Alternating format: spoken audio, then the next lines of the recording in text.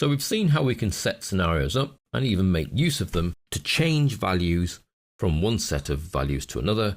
Those might be the standard kind of scenarios that we expect, good, bad, and awful, and we use the scenario manager for this.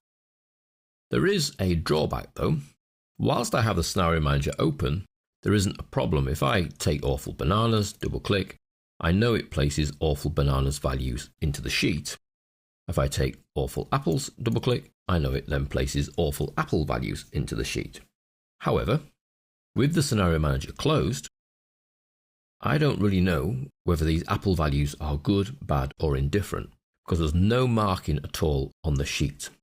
There is a way around that, and that's achieved by going back to the scenario manager and actually adding in to each of these scenarios another cell value that we can then change. So if I take my normal bananas and edit, what I want to do is add in another cell. So I want to keep that range, so I put a comma. I can then come and click at the bottom here, so below the total, and that picks up B15. Okay, those are the values in the cells, but B15 is currently empty, and I could put normal in there. Okay. I then go to my awful bananas, edit, do the same again, add in that same extra cell, so I put a little comma and then I can select B15. When I say OK, I can then edit all the values for awful bananas, but the one I'm after is B15, where I can put awful, OK. And then the good bananas, again, edit. It's the cell range I'm after, adding an extra one in, and it's again B15 because that's at the bottom of the banana column.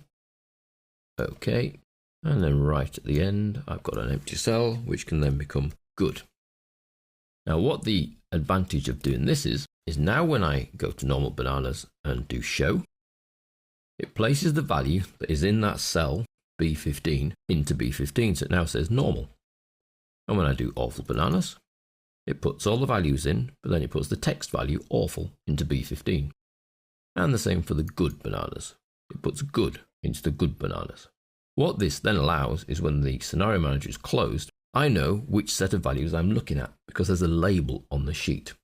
So it's not a feature of the scenario manager to be able to do this, it's just using the tools of the scenario manager. So we've added in an extra cell to the changing cells, and all we do is we change the label of those changing cells. So that's what if analysis, scenario manager, and then you can edit your ranges to add that changing cell in. Now, planning ahead, you would put that changing cell in right at the beginning, making sure you highlight your cells you want to change, plus the cell that will contain the label in this case. So you would do exactly the same for the apples and the pears. All of the scenario values would have to be edited, add in their changing cell, which for apple would be C15, add in the value as normal, and the same for good apples, edit, comma to add in the changing value,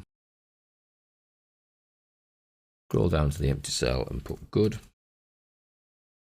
and that leaves us with awful apples, edit, again add in a new changing cell, and put in the value for that new changing cell of awful, which then allows us to choose the apple scenario values, and it places each of the apple scenario labels.